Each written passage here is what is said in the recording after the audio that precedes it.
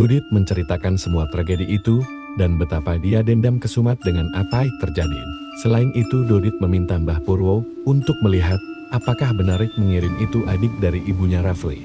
Sayang seribu sayang, Mbah Purwo membenarkan kalau pelaku itu memang adik dari almarhumah ibunya Rafli. Dia mengirim semacam sosok hitam besar selama ini, berjaga di jalan sebelah utara rumah Rafli. Jebakan itu memang sejak awal dipasang di sana. Karena bagaimanapun, kebencian iri dengki dimiliki wanita itu sangatlah besar, sehingga nyawa menjadi pertaruhannya. Dodit kemudian bersumpah, dia ingin membalas orang yang sudah biadab membuat keluarga Rafli menjadi korban, bahkan ia rela jika harus melakukan aksi nyawa dibalas nyawa. Karena Dodit tidak pemahilas orang yang sudah dianggap.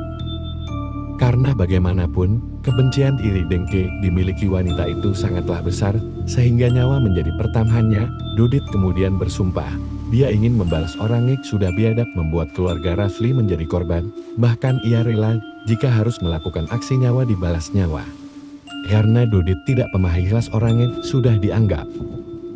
Keluarganya diperlakukan seperti itu, sayangnya Mbah Purwo menolak permintaan Dodit. Bagaimanapun santet bukan perkara sepele, apalagi jika menyangkut nyawa manusia.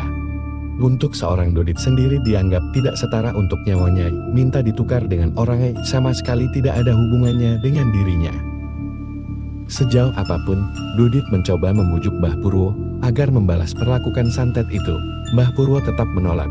Hatinya tidak akan bergeming sekalipun Dodit bersimpuh di hadapannya, karena sekali lagi, santet dibalas dengan santet tidak akan pernah ada habisnya.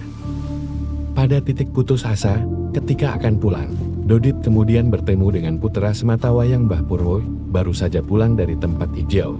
Dodit sebenarnya sudah mengenal putra Mbah Purwo jauh-jauh hari, namun karena jarang bertemu, jadi Dodit agak terkejut bisa melihatnya lagi. Mas Nanang, begitu orang biasa memanggilnya. Usianya masih muda, mungkin lebih tua beberapa tahun dari Dodit. Saat itu, Nanang berniat istirahat di rumah setelah perjalanan jauh, namun melihat Dodit nampak lesu, dia pun bertanya, ada berita buruk, apa yang membuat Dodit sedih? Dodit kemudian menceritakan semuanya. Satu persatu, mulai dari indah kakak Rafli sampai nasib ibunya. Nanang pada dasarnya nyaris seperti pinang dibelah dua sama Mbah Purwo sontak langsung berdiri. Dia mengajak Dodit masuk ke gubuknya. Dodit diminta menulis nama orang itu.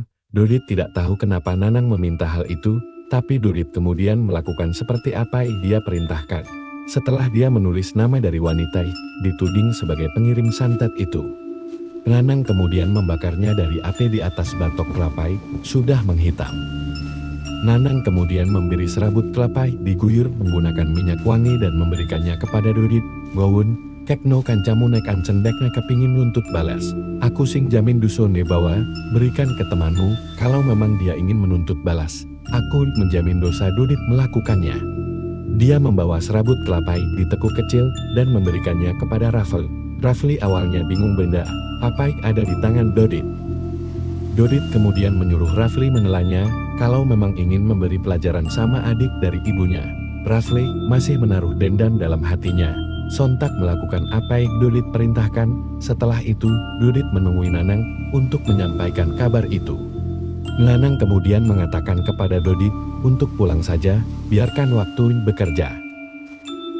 Dia hanya perlu melihat apa yang akan terjadi. 3 hari setelah kejadian itu, Dodit dipanggil oleh Rafli. Dia memberi kabar kalau anak sulung tantinya tiba-tiba mati tanpa sebab jelas. Konon dia muntah darah terus-menerus, sudah dibawa ke dokter, tidak mempan. Sampai akhirnya gadis itu meninggal dengan kulit kemerahan. Tapi itu masih awal. Berikutnya setiap 1 minggu sekali akan ada keluarga dari tantenya Rafli mati dengan cara berbeda-beda, dimulai dari anak keduanya, kemudian ketiga, sampai suaminya. Bahkan tante Rafli dibuat menjadi hancur sehancur-hancurnya. Saat semua penghuni di rumahnya ke liang kubur satu persatu, hanya dia seorang diri lumpuh dan mendapati badannya terasa panas, seperti dibakar oleh api, tidak terlihat. Ujung kukunya penuh dengan darah. Darah dari bekas menggaruk kulit badannya. Rambutnya jadi rontok terus-menerus dan dia tidak pernah meninggalkan rumah karena konon setiap dia mau keluar. Di depan rumahnya sudah berdiri banyak sekali sosok kiriman, mengerikan menjaga rumahnya baik Rafli dan Dodit tidak menduga sebelumnya kalau apa yang dilakukan oleh Nanang rupanya bisa sampai seperti ini. Pada akhirnya Tenta Rafli akhirnya tidak pernah lagi bisa sembuh, dan Rafli sendiri setelah melihat apa yang terjadi tidak menemukan kepuasan dia cari. Rupanya ini maksud dari perkataan Mbah Purwo, saling kirim santet memang bukan jawaban, apalagi jika didasari dengan dendam. Di tahap itu, Dodit menyadari jika pengalamannya melihat dunia jauh berbeda dengan bagaimana Mbah Purwo melihat dunia ini. Yang menang jadi arang sementara kalah menjadi abu. Begitulah kalau melihat kondisi keluarga Rafli sekarang. Sejak saat itu Dodit tidak pernah mau mendengar apapun berhubungan dengan santet, tapi rupanya dunia memang dipenuhi dengan misteri.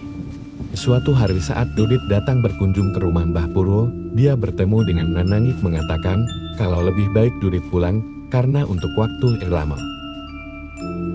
Mungkin Dodit tidak akan melihat Mbah Purwo dulu, alasannya. Nanang enggan mengatakannya, tapi pada dasarnya Dodit memang keras kepala. Besok dan besoknya lagi dia datang, sampai Nanang akhirnya lelah dan mau mengalah. Dia akan menunjukkan Rizky, di mana Mbah Purwo bapaknya itu sekarang berada. Tetapi Nanang meminta Dodit berjanji. Apapun yang dia lihat, Dodit hanya perlu diam saja dan tidak usah bicara. Dodit mengangguk dan mau menyetujui persyaratan itu. Maka Nanang mengajak Dodit ke gubuk jauh di belakang di dekat kebun kelapa. Di sana ada kandang kambing dan sapi milik Mbah Purwo. Sejak menginjak tempat itu, Dodit tiba-tiba menutup hidung. Dia mencium bau sangat busuk, lebih busuk dari bangkai tikus atau tai sapi. Saking busuknya bau itu, Dodit harus bernafas menggunakan mulut. Sampai-sampai beberapa kali Dodit rasanya ingin muntah. Anehnya Nanang sama sekali tidak melakukan seperti apa yang dilakukan oleh Dodit. Mungkin sudah terbiasa. Singkat cerita mereka berhenti di depan sebuah pintu gubuk, dan dari dalam sanalah bau jauh lebih busuk itu berasal. Dodit bingung apa yang sebenarnya ada di dalam sana. Saat pintu dibuka, Nanang menyuruh Dodit masuk lebih dulu, tentu dengan bau semakin membuat mual-mual. Tapi Dodit sudah kadung penasaran untuk melihat hubungan tempat ini dengan Mbah Purwo, dan di sanalah Dodit kemudian melihat beliau. Hanya saja, Dodit terdiam lama. Mbah Purwo nampak begitu ganjil, di mana sekujur tubuhnya dibalut kain kafan menyerupai pocong, namun dalam kondisi digantung tak menyentuh tanah. Masalahnya, di bawah tubuh Mbah Purwo tergantung itu ada kotoran dan air kencing Mbah Purwo yang sudah menumpuk. Tapi dari semua pemandangan paling aneh sekalipun, Dodit tercekat melihat kain kafan putih itu rupanya terus-menerus mengeluarkan darah. Nanang kemudian berkata, dari 7 lubang di tubuhnya, semuanya mengeluarkan darah, kotoran dan nanah, alias Mbah Purwo sedang dalam kondisi disantet oleh bukan sembarang orang. Karena siapapun yang melakukan ini, sudah mengambil resiko paling gila, mengingat Mbah Purwo selalu menolak untuk membalas santet. Tapi sebelum Nanang membantunya, bapaknya sempat bersumpah akan menyiksa membuat orang yang sudah melakukan ini kepadanya minta dan memohon mati daripada hidup dalam keputusasaan. Karena siapapun yang melakukan ini, sudah mengambil resiko paling gila, mengingat Mbah Purwo selalu menolak untuk membalas santet. Tapi sebelum Nanang membantunya, bapaknya sempat bersumpah akan menyiksa membuat orang yang sudah melakukan ini kepadanya minta dan memohon mati daripada hidup dalam keputusasaan. Masalahnya Dodit masih tidak tahu apa yang dilakukan Mbah Purwo dengan membalut badannya seperti pocong ini. Dodit kemudian mendekat. Dia berniat bertanya siapa yang sudah melakukan ini kepada Mbah Purwo. Namun Nanang menghentikannya. Dia bilang, "Bapak sedang puasa ngomong. Dan dia sudah bersumpah dengan nyawanya menjadi jaminannya. Jadi selama 40 hari, mulutnya tidak akan pernah bicara." 40 hari, Dodit tidak menduga ada puasa seperti itu. Sebenarnya Dodit sudah mendengar tentang puasa ngomong 40 hari ini, konon digunakan untuk wirid terus-menerus di dalam hati. Tapi Dodit tak mau tahu lebih detail bagaimana cara melakukan itu, maka dia menunggu 40 hari. Setelah puasa ngomong itu selesai, Mbah Purwo akhirnya keluar dari dalam gubuk busuk itu. Anehnya, saat Mbah Purwo berjalan di depan Dodit, tak ada lagi bau busuk, justru Dodit mencium wangi kasturi. Mbah Purwo kemudian mandi dan duduk di ruang tamu sendirian. Dodit tidak tahu Apa yang dilakukan oleh Mbah Purwo duduk di ruang tamu? Apa dia masih puasa ngomong seperti sebelumnya? Namun Nanang mengatakan, puasanya sudah selesai subuh tadi. Sekarang yang dilakukan bapaknya adalah menunggu. Menunggu siapa? Nanti Dodit akan tahu. Benar saja, tak berselang lama, pintu rumah diketuk oleh orang asing menutupi tubuhnya dengan kain hitam. Nanang lantas mendekat dan menyuruhnya masuk. Dia tahu kalau orang itu datang untuk menemui bapaknya, Mbah Purwo. Setelah orang itu dipersilahkan masuk, dia langsung bersujud di depan Mbah Purwo. Dodit melihatnya, tentu saja terkejut. Siapa orang ini dan kenapa tiba-tiba dia bersujud begitu saja? Tak lama orang asing itu membuka kain menutupi badannya. Dengan wajah pucat, Dodit tak bisa berkomentar.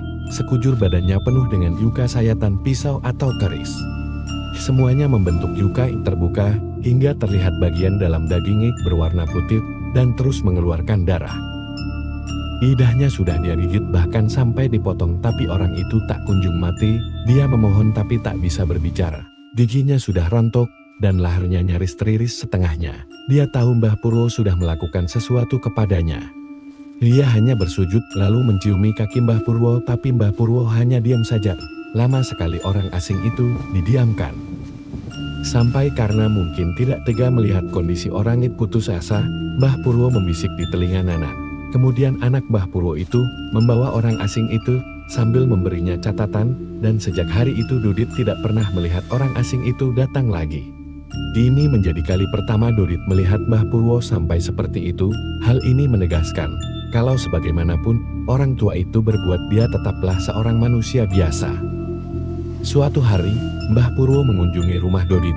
Hal yang jarang beliau lakukan selama hidupnya. Dodit sendiri awalnya tidak tahu apa tujuannya ke rumahnya. Sampai pada akhirnya Mbah Purwo mengatakan kalau dia mencari orang mau mengambil barang-barang yang ada di gudang, salah satunya payung rojo memiliki 3 tingkatan itu. Dodit tidak mengerti maksud kata-kata Simlai.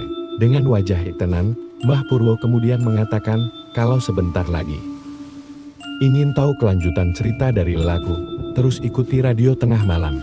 Dan agar teman-teman setia nonton kisah ini, bagaimana menurut kalian tentang kisah ini?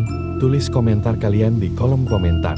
Dan bila teman-teman yang baru bergabung jangan lupa like, comment, share, beserta subscribe channel ini. Dan nantikan kisah-kisah horor berikutnya tetap di Radio Tengah Malam.